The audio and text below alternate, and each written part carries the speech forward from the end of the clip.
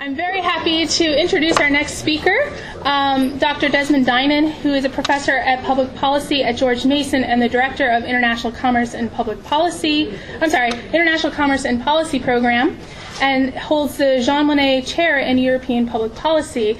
And I know you all have his bio, and we want to just jump in, so I'll give him the floor. Thank you. Thank you very much, Amanda. First of all, acoustics. Can you hear in the back? And can everybody else hear? It's not just a question of hearing, but it's not reverberating. Is it? My voice is clear? Yes. Fantastic. Great. Thank you so much. I am delighted to be here. First of all, I get an opportunity to speak about the European Union. Second, I'm speaking to a very appreciative audience, and not only that, but I think an important audience. I'm a great supporter of high school teachers. It's ridiculous to have to say that in the United States. It's a sad commentary on the political climate in the United States. One would never have to say something like that in Europe. In fact, if you said that in Europe, people would wonder, what is wrong with you? But it's unfortunate that we have to say it, and because we have to say it, we should say it at every possible opportunity. So thank you very much for being here and the work that you do. And I say that not only as a supporter of teachers, but if you like, as a consumer, that's not the right word to use, of what you do. Because my children, of course, go to high school, and one of them has already finished the IB program, and I was very pleased to hear that there are a number of IB teachers here. It's a fantastic program, I don't have to tell you that. And one of you introduced yourself as being a teacher of TOK, Theory of Knowledge, and I remember my son coming home on a Thursday evening. For some reason TOK was taught in the evening, just buzzing intellectually following the discussions that they had.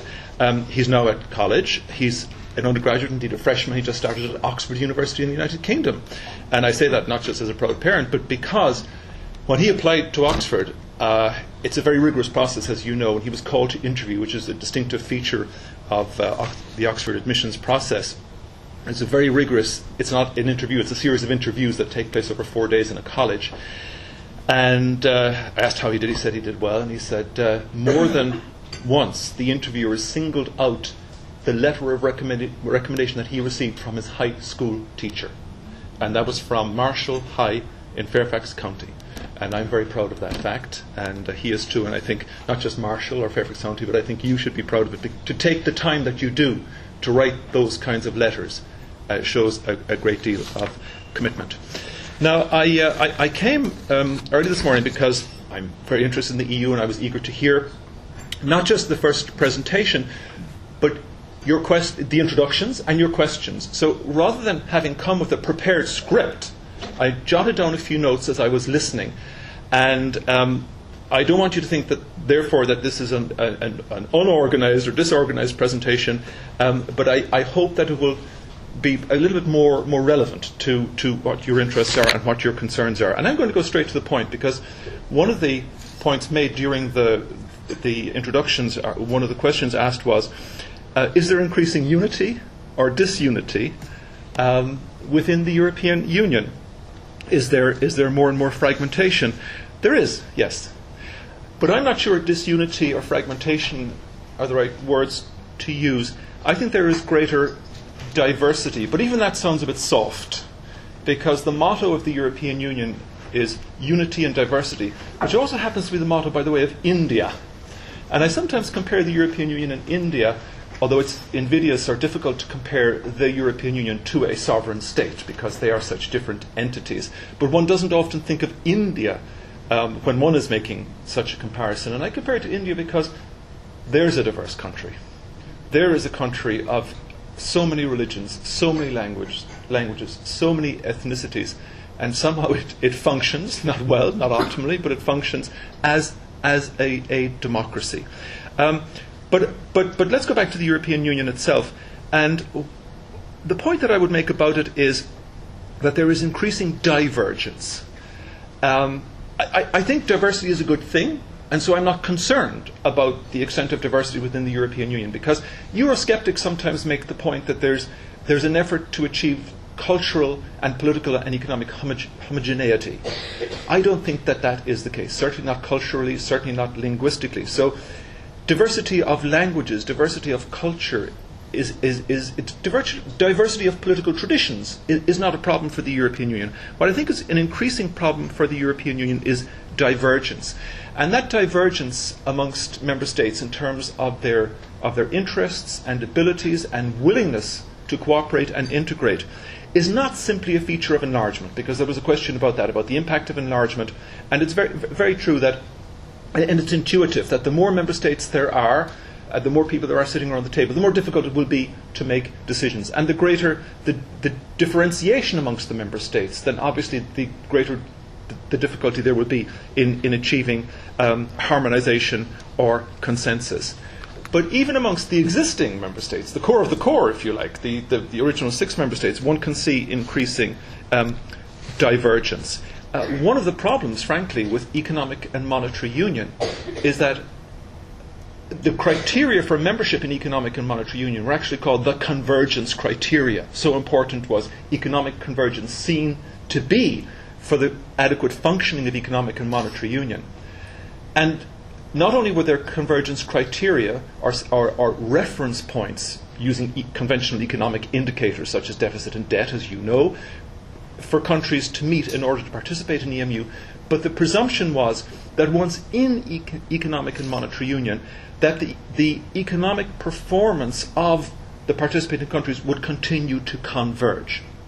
Well, what we saw, there was a question about Greece, is that not only were the convergence criteria fudged, or in the case of Greece, deliberately falsified, but they were fudged by other founding members of EMU, or of the Eurozone.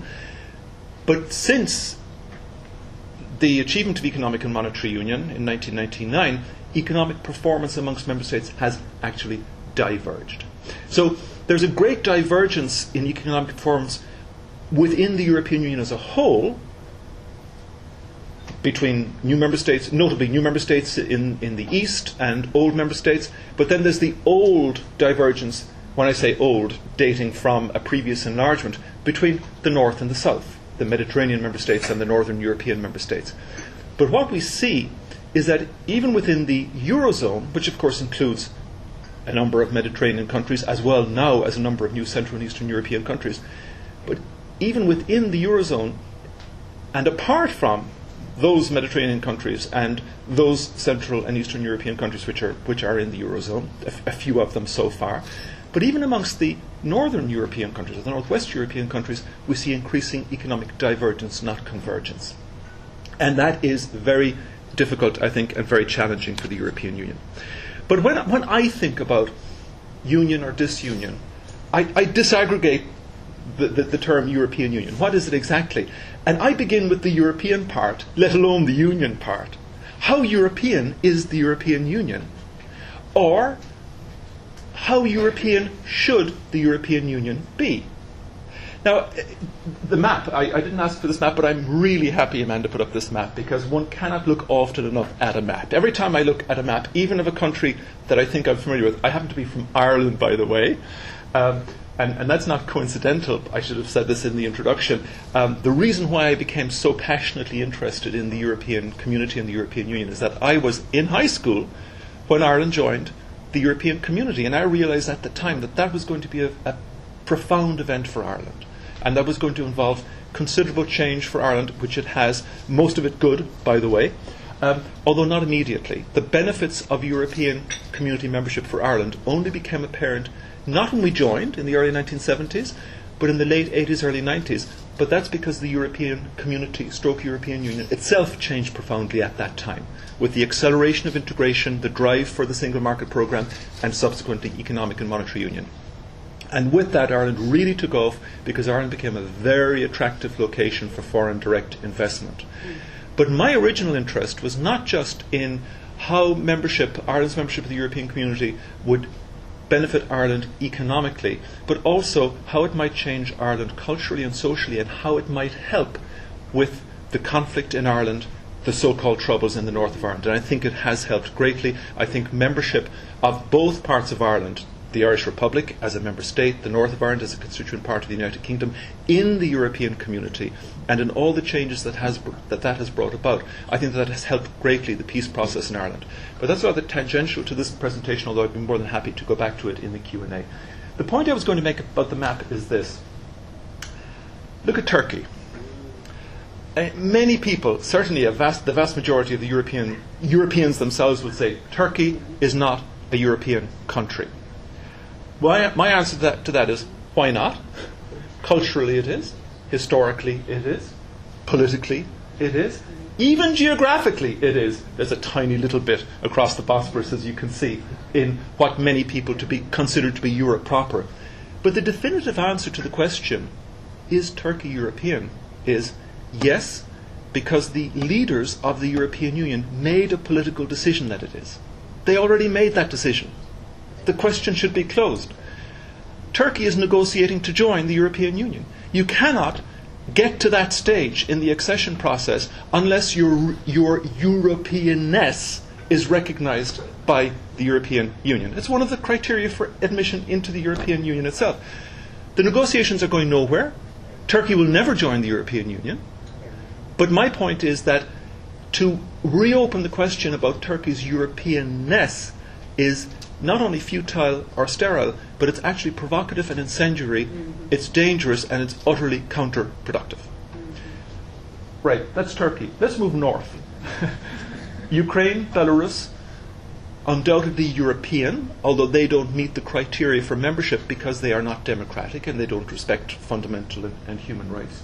Russia straddles Europe, straddles Asia, a long-time European power, a European country, but a country that does not want and will not want to join the European Union, but wouldn't mind if the European Union joined it.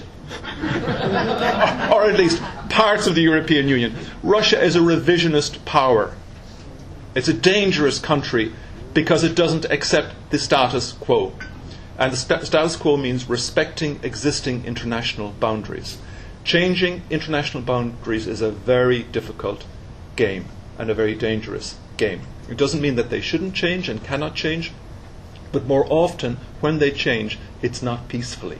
It's a result of war, either an invasion from the outside or a civil war within that is often provoked from the outside. And that's, I think, what is dangerous about Russia's situation and makes Russia a very difficult country to deal with. China is less difficult to deal with. China may be resentful for historical reasons, but it doesn't want to change borders. Yeah, there are a couple of disputes, territorial disputes, relatively small.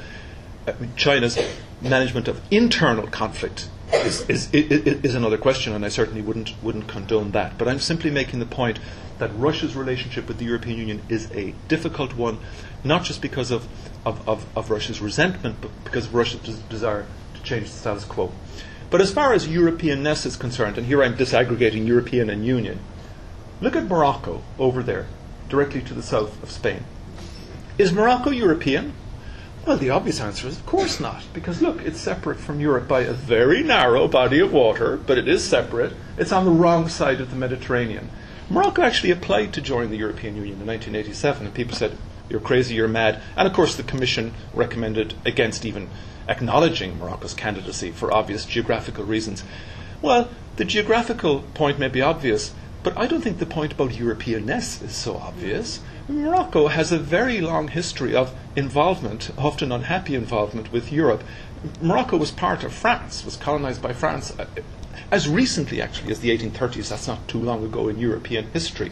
And Morocco is very French in many respects, very European in many respects. The point I'm making is that the boundaries of Europe are not obvious, and not just in the obvious places where they're not obvious, that is to the east and the southeast, but also to the south as well. And if the objective of the European Union is to promote peace and prosperity, and that sounds so cliched and too vague, but let's take the European Union at its word. If that is the objective, why should Europe end at conventionally understood convenient boundaries? Why not extend that zone of peace, extend that zone of prosperity to other countries that may seem obviously not to be European, but arguably could be seen nonetheless to be European? That's the first point. Now let's disaggregate the word union. And this goes directly to the question, of course, how united is the European Union? Well, economic and monetary union is itself a good example, because as we know, only 17 member states of the European Union participate in the Eurozone. So there are separate criteria for membership in the Eurozone than for membership in the European Union itself. And the question about Greece was slightly misstated, because it's not that Greece falsified information when it applied to join the European Union, it's that it falsified information when it applied to join the Eurozone. But interestingly, when Greece applied to join the European Community, as it then was, it applied in the late 1970s, the European Commission, whose job it is to vet applications initially to see if they're serious, if you like, and if negotiations should begin, the European Commission recommended against Greece's application. Not permanently or in the long term, but the European Commission said that Greece was at that time not yet ready for membership. Not because it wasn't European, not because it wasn't democratic. In fact, Greece applied because it had overthrown the Colonel's regime, as you know, and was democratizing and wanted to strengthen its democracy. But economically, the Commission said Greece just isn't at the level where it can participate fully and successfully in integrating market of the European community. And it was the politicians, it was the leaders of the member states who said, no. The Greeks were very good, of course, at playing this card. No, cradle of democracy, European country, of course we must embrace Greece. So the problem began, if you like, when the objective assessment of the European Commission was disregarded by ministers, and that was as long ago as the late 70s, early 1980s. Greece joined in 1981. And then, of course, you had the falsification of the data for Greece's participation in EMU, and we know about that. But the main point I'm making here is that only 17 of the 27 member states are in EMU. If just looking at the existing member states now, as we know, Croatia is slated to join shortly, and after that others will join too. But looking just at the 27 member states, if all of those member states who want to participate in economic and monetary union do, all 27 still will not, because we know the UK will not, we know Denmark will not. Well, there's a question mark, but we know Sweden will not either. And why is that? Because the United Kingdom has won an opt-out. It's actually written into the Maastricht Treaty, which is the charter for EMU, that the United Kingdom does not join, does not have to join, may join if it so chooses later, and if it meets the criteria. But the United Kingdom has an opt-out, and Denmark has an opt-out. It's not written in stone, as I said, that they will never participate. They may if they wish, but politically they're highly unlikely to do so. So what we see here is an ability to opt out from a treaty provision. Now, can you imagine a State of the Union opting out from the dollar, from the single, the common currency in the United States? And again, without drawing a straight comparison between the European Union as a political entity and a sovereign nation state, I still think one can question the degree of unity in an entity in which you have such a core policy area that is monetary policy, which is not common to all of the member states of the European Union. Why is Sweden not a member? Not because Sweden won an opt-out, but because the Swedish government and successive Swedish governments have simply said, we're not going to join. Because it's politically impossible for them to do so. And that points to another, I don't want to say problem with the European Union, but let's call it a unique aspect of the European Union. Countries can negotiate and win opt-outs. They can also choose later to opt in, and indeed some non-member states may opt in. Norway, a non-member state of the European Union, has opted into a number of EU policy areas. Norway actually contributes to the budget of the European Union. You might think that's strange when it doesn't have any obligation to do so. Well, it's partly because it's a very wealthy country. It's an oil-rich country. And it's also because it believes in many of the objectives of the European Union, especially in terms of development, that is, development amongst the member states through policies that are aimed to help the economic performance of the poorer peripheral member states, and the global development policy of the European Union. And that's, Norway has its own very active global development policy, as I'm sure you know, but it also contributes to the European Union budget in that regard. So countries can opt out. By the way, in order to be able to opt out, you have to have political leverage. A poor politically less influential Central and Eastern European country might say, yeah, we want to join, but we want to opt out of such a policy, and they would be told, forget it. You either come in on our terms or not. But big member states have more influence. That's a fact of international life, and they're able to win opt-outs. Big member states, and Sweden is geographically a very big member state, in terms of population not so much, but it's an influential member state. And therefore Sweden can simply say, sorry, we're not going to do it, we can't do it politically. And that shows, as I said, the extreme variability of the European Union. We heard already about, in the first presentation, about the area of justice and home affairs, judicial cooperation, police cooperation, the so-called Schengen area, the free movement area. Britain has opted out of that as well. Denmark has opted out of that as well. Norway has opted into that. Iceland has opted into that because they want to maintain free movement amongst the Nordic countries. So that's an example of opting in. And there's another way in which variability is often institutionalized. One example, as I said, is opt-outs, which are recognized in the treaty, or opts in. Another area is derogation. That is, when a country is negotiating to join the European Union, again, depending on which country and how much leverage it has, it can include clauses in its accession treaty, the treaty that defines its membership in the European Union, that give it a derogation, often a temporary derogation, but a long-standing derogation in certain policy areas. So countries can opt in or opt out through treaty provisions that are negotiated at times of major treaty change, such as the Lisbon Treaty. They can do so by negotiating derogations in accession treaties, or they can do so unilaterally. As we also heard this morning, there is an option for something called enhanced cooperation that is now written into the treaties, that some member states may proceed more closely than others by agreeing to integrate in certain policy areas. That's not new. In fact, Schengen came about as a result of enhanced cooperation. The difference then, in the late 1980s, when the Schengen area began, and it began as an arrangement amongst a small number of member states, notably France and Germany, was that then it was an informal agreement amongst them. They agreed informally amongst themselves to set up this area because they wanted to be in the vanguard. They wanted to set a precedent. They wanted to move ahead so that other countries would see the advantage of it and subsequently follow them. And that's exactly what happened. And the so-called Schengen area has now been incorporated, lock, stock and barrel, into the treaty framework of the European Union. The difference now is that under the treaties we have a formal institutionalized framework for enhanced cooperation. And actually we heard an example this morning of how that is being used in the area of family law. But that's a very narrow example, and a very, very precise and very specific example, and an important example. It has all to do actually with the rights of maternal rights, paternal rights, as a result of divorce, transnational divorce. It's a very tricky issue, as you can imagine, and family law differs enormously. And often that example is held up as a way in which enhanced cooperation can work.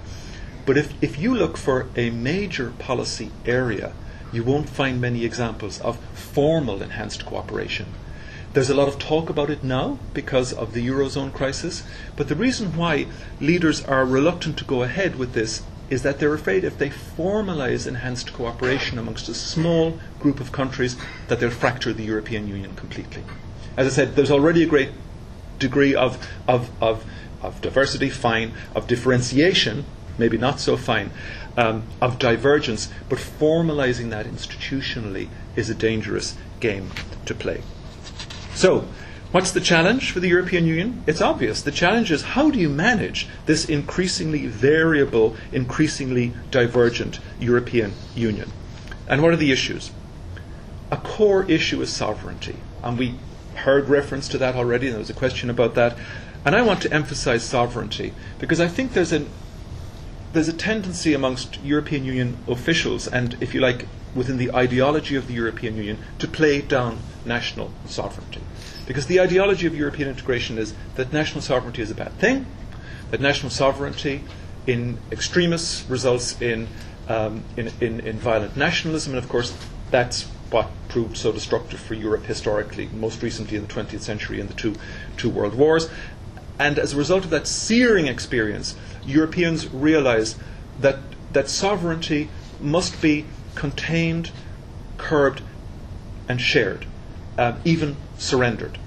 And to some extent, that is the history of European integration, a willingness amongst European countries to share sovereignty voluntarily within the European Union by transferring authority in specific policy areas from national governments to the supranational European Union. That is true, and that is, I think, a fair description of what happened. But let me tell you, it was a struggle, and it continues to be a struggle. Why? Because national sovereignty is cherished by national governments and by peoples. The European Union often points rather dismissively or disparagingly to the United States and says, look at the United States. Oh, it's so behind the times. It's so sovereignty conscious. European countries would love to be like the United States. They would love to have the power of the United States. They would love to be as sovereignty conscious as the United States. It's natural. But because of their history and because of their geography, they understand intellectually that they can't be. They understand intellectually that the only way in which they can hope to cooperate amongst themselves and to compete globally, because let's face it, European integration has gone beyond Franco-German, the desire for Franco-German peace and to prevent war from breaking out in Europe again. That's passé. I'm not saying it wasn't important, and very important at a certain time in the historical development of European integration. But what is European integration about now? European integration now is about ensuring that European countries can compete globally, economically. It's not as catchy, perhaps, as Franco-German reconciliation and peace, but that is the reality today. European countries know that in this increasingly interdependent world, they cannot hope to compete separately, but they can hope to compete collectively. And there is evidence that indeed that has been successful.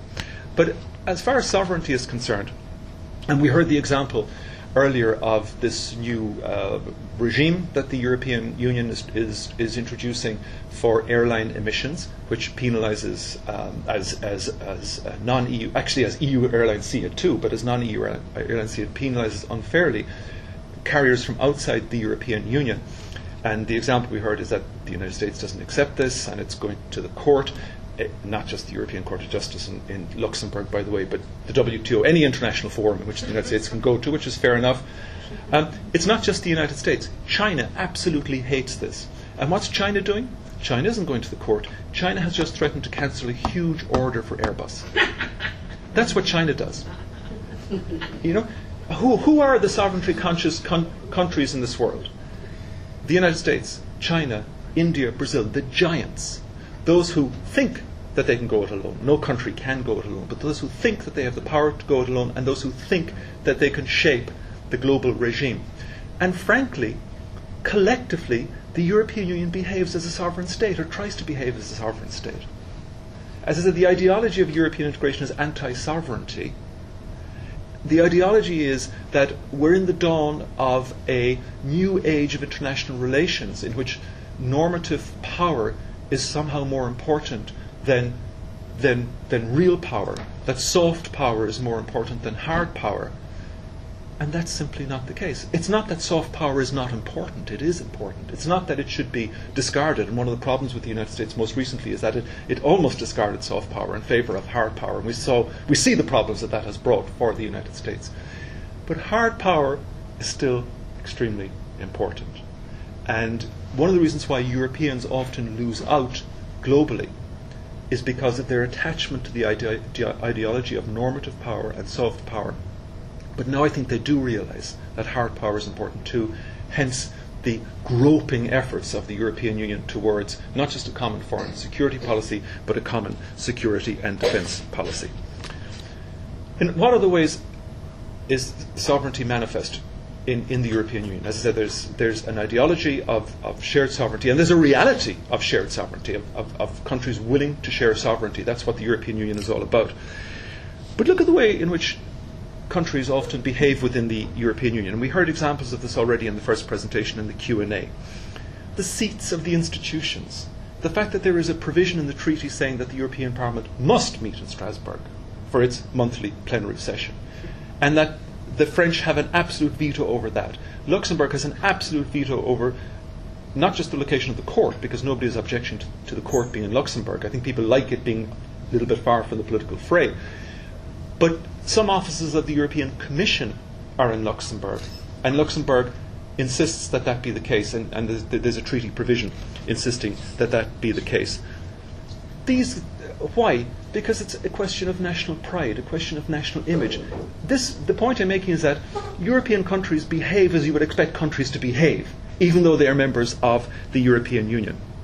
By the way, I think it's interesting that there's a new provision in the Lisbon Treaty, and it's called the Citizens' Initiative, that if 1 million citizens from more than, I think it's half the member states of the European Union, sign a petition and submit it to the European Commission, that if the petition pertains to an area of policy that falls within the competence of the European Commission, then the European Commission must consider, it's a bit equivocal, but must consider introducing legislation to that effect. The very first Citizens' Initiative, even before the Lisbon Treaty came into effect, was called the One Seat Initiative, to move the European Parliament permanently to one seat in Brussels. It so irritates Europeans that you have this coming and going between Strasbourg and Brussels. And what did the Commission do?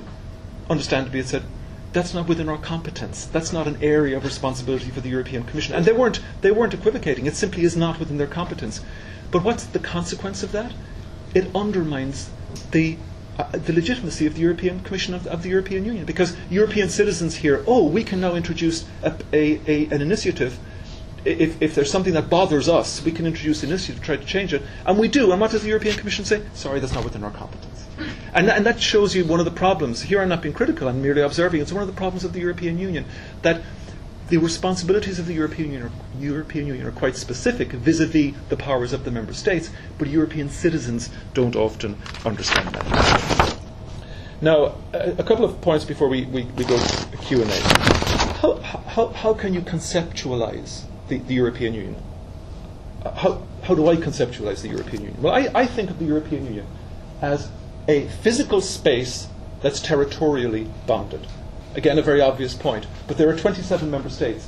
And that means if you look at the map, you can see that the European Union physically exists, and the territory of the European Union is congruent with the territories of the 27 member states of the European Union. The European Union has external borders. And those borders are increasingly well protected. They have to be under a common policy if Schengen is going to work. Because the whole premise of free movement is that anybody within the European Union may move freely. I was going to say throughout the European Union. Well, they may move freely amongst those countries that participate in the regime. Britain does not. That's why you still have border controls in Britain when you come from elsewhere in the European Union. But for this free area to work, it means not just that legal residents of member states may move freely. It means anybody who comes in from the outside may move freely. Well, how do people come in from the outside? They either come in legally or illegally. You try to prevent them from coming in illegally. And because once they're inside, whether they came in legally or not, they may move freely. Then if you are particularly concerned about illegal immigration, you want to make sure that those external borders are high.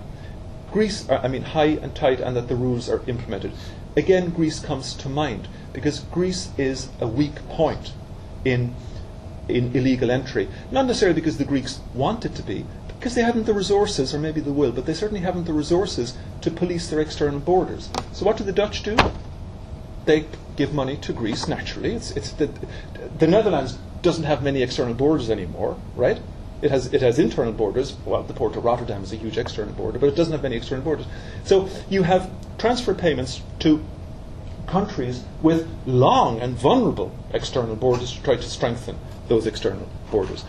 So conceptualizing the European Union, territorially bounded. Not only that, of course, it is a common legal space. The rule of law is extremely important in understanding European integration, and especially the case law of the European Court of Justice. One of the miracles of European integration, in my view, is that member states have so far, let's hope this continues, so far willingly accepted rulings of the Court of Justice which seem, on the face of them, to conflict with national interests. But so far, so good. It's a common legal space, it's a common political space, it's a common economic space. But when I say a common economic space, here we come again to the question of differentiation. I mentioned that the European Union is quite highly differentiated. If you look at economic and monetary union, the monetary part, apart from the fact that only 17 of the 27 member states participate in monetary union, but the monetary part is quite an integrated policy area. There is a single central bank, there is a common monetary policy, there is a common currency, the euro. But the E in EMU, economic and monetary union, that's highly differentiated. You have areas of intensive integration in the single market, especially having to do with the movement of goods, less so with the movement of services, especially financial services. There's a need for more integration there. Free movement of people, as we said, is iffy and quite controversial. Free movement of capital, I was going to say it's not a problem. It's not a problem in that globalization would have brought about the free movement of capital, let alone European integration. It's problematical as an aspect of globalization because we see what happens when capital can move so freely and so fast. And regulators simply can't keep up, even if they want to, with what's happening. So it's a common legal space, political space, economic space, although economic integration is variable. But I think another way of conceptualizing of the European Union politically and institutionally is one of multi-level governance. That there are different levels of governance within the European Union, but they are not separate, they are closely interrelated. There is what's called the European level, or in shorthand, the Brussels level. That's the level at which the European institutions operate, and we saw what those were this morning, and you're familiar with them. Then there's the next level down, if you like, of governance within the European Union, which is national governance, national government and national governance. That's the level with which most Europeans are familiar. Most Europeans are unfamiliar with the Brussels level. Yeah, they hear about the Commission, they hear about the Parliament. If they like, they can even vote for the Parliament. Many of them choose not to. They know about the Commission, but they're not really familiar with what those institutions do. And their frame of reference, citizens of Europe, their frame of reference is national. It's not supranational. That's one of the difficulties of European integration. But in addition to the European level and the national level, you have the subnational levels of governance or regional governance within member states, which in some cases is highly organized and well developed, such as in the Federal Republic of Germany, because it's just that, it's a federation. In other cases, less so, either because countries are small and it doesn't make that much sense to regionalize. Ireland is an example of that, or because they are large but they have a history of centralization. France comes to mind. So it's not that France doesn't have regions. Of course it does. It's just that the regions are not strong political entities. So within Europe, again, you have a variation in terms of governance. National systems of government vary enormously within Europe. You have federations, such as Germany. You have centralized systems. You have constitutional monarchies. You have republics. But what they all do is conform to an accepted model of liberal democratic government and governance. So I think multi-level governance is a useful way to try to conceptualize the European Union, as long as one remembers that these levels don't exist separately from each other. They are inextricably linked to each other. So much so, in fact, that whatever about citizens, politicians and policymakers at all levels think of all levels, or should think of all levels. Maybe one of the problems with the European level is that policymakers in Brussels have been too detached from national levels and subnational levels of government and governance. But national politicians and national civil servants think instinctively, whenever they're working on a policy area, of the European dimension of that policy area. In some cases it's obvious. Let's say it's trade policy. Well, the European Union has exclusive responsibility for the conduct of trade policy. So trade policy officials at the national level must think and do think of the European level of governance, because that's where national interests when it comes to trade policy will be fought out and where a common policy will be negotiated, and the Commission is then responsible for executing its mandate with respect to trade policy measures and trade policy negotiations. But there are other areas. Education is a good example, where responsibility lies primarily, if not almost exclusively, at the national level, or indeed in the case of the Federal Republic of Germany, at the subnational, at the Länder level. But that doesn't mean that there isn't a European dimension. There is, of course. There's a European Commission Director General for Education, and the European Commission has been very successful and aggressive, I think, in trying to promote European-wide awareness of education policy and taking education policy initiatives. And my point is, therefore, that national or subnational officials working on education policy are aware of the European dimension. So there is not a rigid separation, far from it. There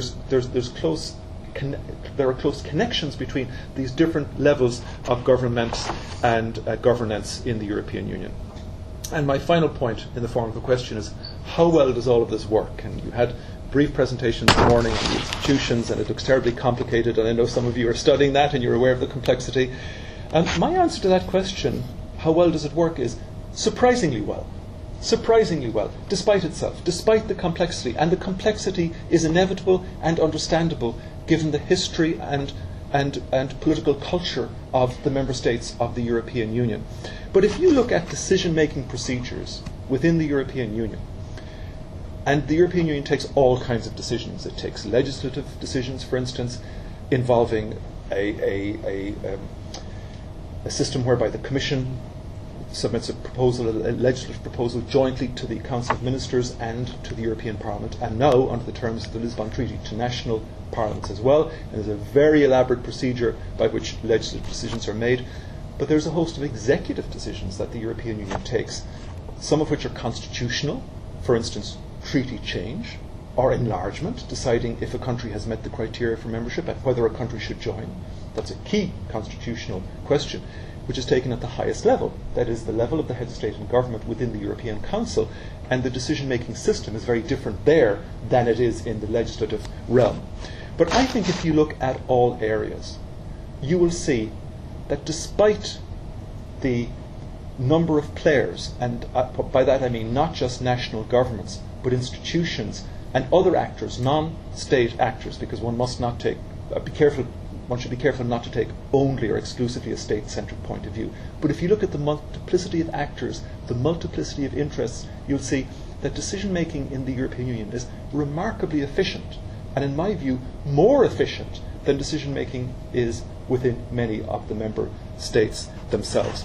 And the final point I would make on this, and I presume that you will follow up on this in the afternoon in your discussion of economic and monetary union, is that one might say, well, what about the euro crisis? And surely that's an example of poor decision-making or inadequate decision-making. It is an example of where decision-making takes place at the highest political level within the European Council. Why? Because the stakes are so high. Because the political stakes are so high that only the head of state and government feel that they have the authority to make the decisions. But they're looking over their shoulders, inevitably, at their own countries, meaning, will they have parliamentary support in their own countries? Will they have political support in their own countries? Will the courts in their own countries, if there is a challenge, there already has been one in Germany, will the courts support them? And it's understandable that that is the case, and that is how it should be. So I would argue that the apparent tardiness of the European Council in responding to the Eurozone crisis, the criticism of that in some cases is merited. One could argue that Angela Merkel, for instance, did not see or appreciate the gravity of the crisis until relatively recently. But one could also argue, and this is the argument I would make, that given the constraints that national leaders face, given the fact that there is not a single European government, and of course many people point to that as the problem, but you can't wave a magic wand and suddenly bring about a single European government. The institutions have evolved over time for reasons of history and politics. But given the state of European integration today, given the nature of the institutions today, I would argue that not only with respect to EMU, but particularly with respect to a range of other policy areas. And one should not forget that EMU, important though it is, arguably is not the most important policy area. The most important policy area, I would argue, is the single market. That is the glue that holds the European Union together. That involves constant work, constant management to ensure that it functions and to ensure that it functions well. And below the surface, if one could just take one's eyes off the Eurozone crisis and look at what the European Union is doing in a host of other policy areas, ranging from the internal market to enlargement, which is still going on, notwithstanding the problems with Turkey. But Serbia comes to mind, that policy making in the European Union, although not optimal. No decision making or policy making procedure can be fully optimal given the nature of politics, but it is nonetheless efficient and it is nonetheless successful. Thank you.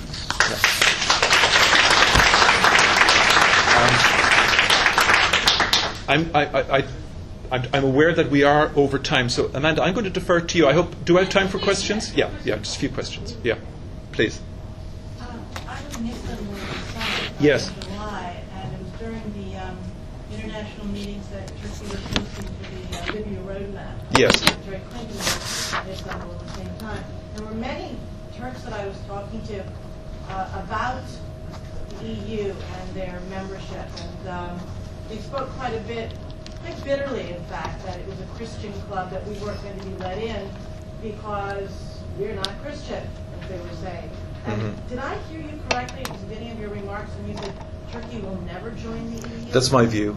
And what's the push, what's the pull? Is it Turkey? Is it the EU? What is it? It's primarily the EU, but it's increasingly becoming Turkey. Who wants to join a club that they will never be allowed to join? In other words, the Turks feel rebuffed. They feel that they have been badly treated. And I think they also feel now that they have other options. I'm not saying that Turkey will turn its back on Europe. I don't think it's either or, not at all. I think that Turkey will remain engaged and should remain engaged fully with Europe and fully with the European Union. But I think the Turks are aware that their prospects of membership are very, very slim. Now, Turkey is becoming quite active in its foreign policy in a very good way, I think, in a very positive way, elsewhere in the region. It should. And Erdogan is very active in this regard. And it wasn't just the negotiations that were hosted in Turkey itself, but his rather triumphant, if you like, tour recently amongst the countries of the Arab Spring. A tour that he undertook not just by himself and with other politicians, but with businessmen, with Turkish businessmen. So Turkey's the new orientation of Turkey's foreign policy is driven not just by strategic concerns, not just by a feeling of being rebuffed by the European Union, but by economic interests. A realization that Turkey's economic interests lie not just with Europe. Turkey already trades extensively with Europe and will continue. Turkey has the fastest growing economy now. It has overtaken China in terms of its rate of economic growth. And in order to accelerate that, I think Turks feel that there are opportunities elsewhere which need to be fully exploited. Why will Turkey never become a member? It's not just that the vast majority of Turks are Muslims. That's never explicitly stated as a reason, obviously. But it's a cultural concern and political concern amongst Europeans. It's that they are so numerous. If it was a country of 5 million, it would be one thing. If it's a country of 75 million, it's quite another. And if you think of the institutional arrangements that would have to be made, rearrangements that would have to be made to accommodate a country of that size, I think what bothers many Europeans about that is not just or not exclusively the fact that the vast majority of Turks are Muslim, and one can see the stresses and strains within Turkey itself between secularism and Islam and variations of Islam, of course.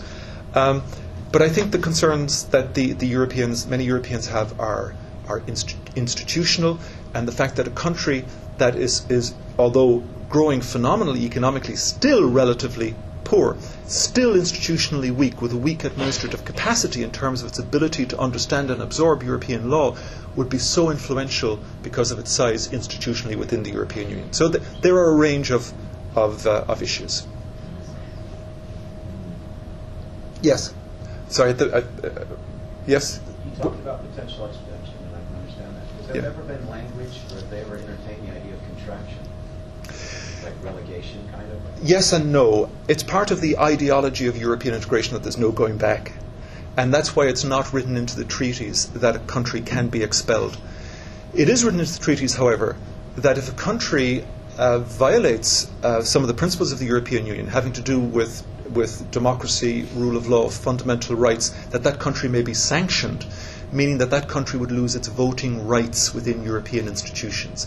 That has not happened, although it was threatened in the case of Austria in 1999. You may remember at that time the Austrian Freedom Party fared well in the elections and negotiated a coalition government with the Christian Democrats, and because the Freedom Party is seen as a crypto-fascist or neo-fascist party in Austria, and by Austria's neighbours, other member states threatened to implement that particular provision of the treaty, and it didn't happen.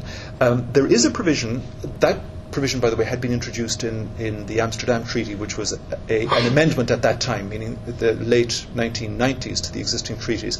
There was a new provision in the Lisbon Treaty which said not at all that a country could be expelled, but that a country may negotiate its own withdrawal.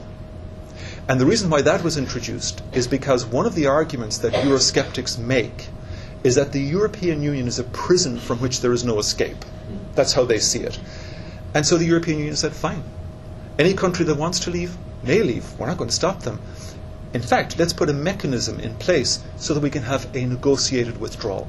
Because any country that simply said, right, we're out, we're leaving in the morning, it would be disastrous for them, and it would be not disastrous, but not great for the European Union. So what the European Union simply said is, we've put a clause in the treaty which says a country may withdraw if it wishes, and we'll negotiate a withdrawal so that it's as advantageous, or it's the best possible outcome for both sides.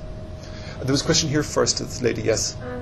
You mentioned before this quality of Europeanness. I'm just wondering if that's a consecrated mentality among the EU, or it's more of a dynamic landscape that changes post hoc to accommodate new nations and start to expand.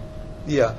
I was talking, if you like, about the fuzziness of Europeanness. What is Europeanness? Not just in geographical terms, but especially in cultural and historical terms.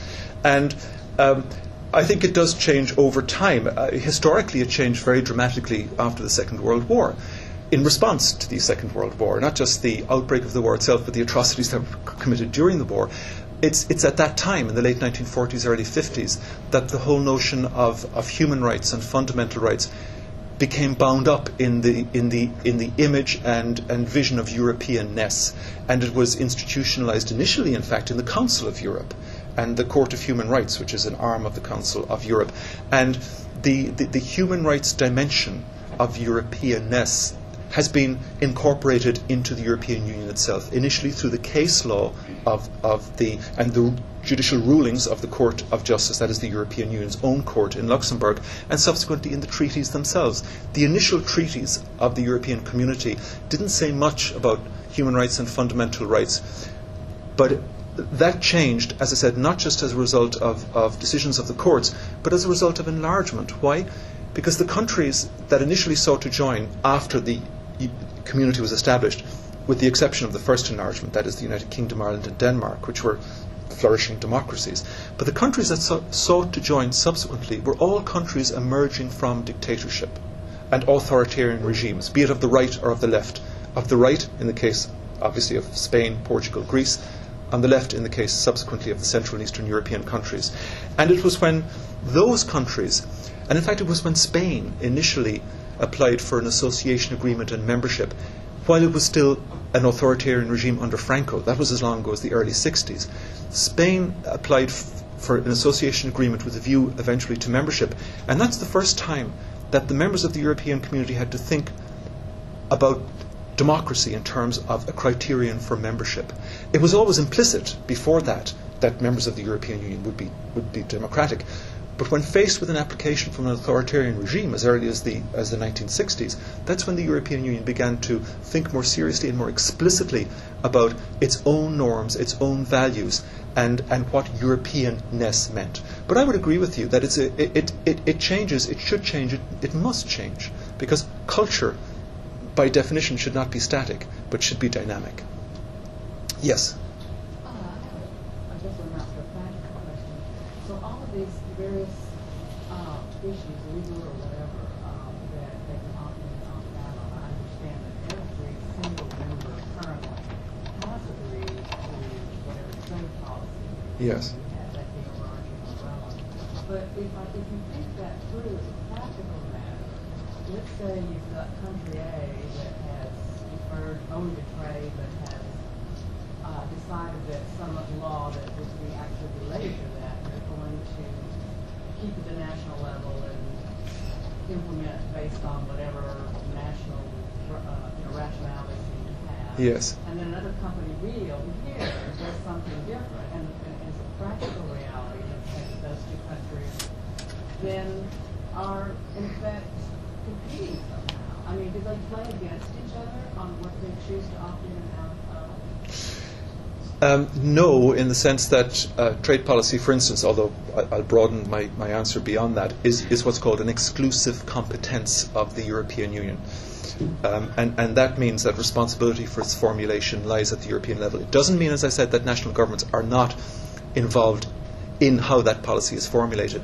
They have a voice in the Council of Ministers, and they negotiate quite actively amongst themselves, not least because they may have separate interests relating to a particular trade policy provision, and because they have different preferences based on their histories and traditions. France historically is more protectionist than the United Kingdom, for instance, which is a more open economy. So those differences are ironed out within the framework and the institutional system of the European Union. But in other policy areas, such as the single market, which, as I said, is a very important policy area and which needs to be policed vigorously, of course you get countries trying to exploit loopholes or opportunities, and you get member states trying to, in some cases, reflecting lobbying and pressure from companies within their borders, or indeed, in some cases, national champions, trying to achieve an advantage as well. And that's where the legal system comes in. And not just at the European level, but at the national level. Just as I said that the different levels within a multi-level system should not be thought of as being separate, but they are inextricably linked. That's true not only in politics, but it's true in the legal system as well. Increasingly, national courts are branches of the European Court. The European Court is the supreme court, but the rulings of the European Court have to be, and as I said earlier, generally are accepted at the national level. And national courts, if a decision has already been made in that particular policy area, will uphold the law and will incorporate the law. And if it's a fuzzy area or a new area, almost certainly it will go up to the highest level, which is Luxembourg, the European Court of Justice. Implementation by member states, not just of rulings, but of legislation enacted in Brussels, is sometimes slow and deliberately slow. And the European Commission tackles that in a variety of ways, one of which is naming and shaming. If you go onto the website of the European Commission, you can see compliance tables for member states. The results are very interesting. Often, the more Eurosceptical states are best at compliance. The United Kingdom comes to mind, because the United Kingdom or people within the United Kingdom might complain about the European Union, but they're very rule-bound, and they have a very good civil service, and they pride themselves on their ability to implement law. Italy, which is always saying how fond it is of European integration and as a standard bearer of European integration, doesn't fare well on that particular table of implementation, mostly for cultural and bureaucratic reasons. Yeah. Maybe a final question, if that's okay, because I know that our next speaker is here already. Sorry. Okay, thank you. I was interested in the comment you said you'd expand on about the resolving of some of the troubles between Northern Ireland and Ireland. Yes. What the EU contributed to that. Yeah. Right. If you think of, there are many differences between Britain and Ireland, but one of them in relation to in relation to European integration and the institutionalization of that, the European community and the European Union, is that Britain is seen generally to be Eurosceptical, Ireland not, notwithstanding votes in Ireland on treaty change, but Ireland generally is in favour of European integration. That's not coincidental, that Britain is sceptical and Ireland is not. Why? Because many people in Britain have seen European integration as a threat to sovereignty, a threat to identity. And that plays out every day. It played out last week in a vote in the House of Commons. It plays out all the time in British politics. Ireland sees and has seen European integration as an opportunity, in fact, to increase its sovereignty, to enhance its identity. And that sounds so counterintuitive. Why? Because Ireland's identity has been so bound up with that of Britain. And Ireland has been overshadowed for so long by Britain. For 50, 60 years after Irish independence in the 1920s, Ireland had a common monetary policy. Actually, what it meant was Ireland's monetary policy was pegged to that of the United Kingdom. Ireland's economy was bound up, some would say suffocated, by the United Kingdom. Ireland appeared unable to emerge from the shadow of the United Kingdom. Membership in the European community offered Ireland an opportunity to break away from the United Kingdom and establish itself as a European country. So, as it counterintuitively, by agreeing to share sovereignty in the European Union, in some respects Ireland enhanced its sovereignty. But what has happened over the years is that Ireland has matured, it has become self-confident, too self-confident, I would say, which is one of the problems with the collapse of the Celtic Tiger, too arrogant, frankly. But Ireland has become quite self-confident. But in fact, Ireland and Britain have more interests in common within the European Union, notwithstanding the question of identity and sovereignty. Right. But their economies, it's not just that they're still bound closely together, less so than they were, but their economic preferences, their economic interests are very, very similar. Taxation is a good issue. The French and the Germans are always talking about harmonising taxation up to their level. The British and the Irish say, oh yeah, if you want to harmonise, come down to our level. But actually what they say is no harmonisation. We want to keep taxation, responsibility for taxation at a national level, because they have very different philosophies. So in fact, what I'm suggesting is that although one of Ireland's reasons for joining had to do with the Anglo-Irish relationship, and if you like was negative in that respect, over the years Ireland has matured. Ireland's interests and Britain's interests are very much the same. And so the north of Ireland receded in importance as an irritation. In fact, if anything, it became an embarrassment to both countries. And both countries sought a solution. And the positions of the British and Irish government on the north of Ireland today are identical. Thank you.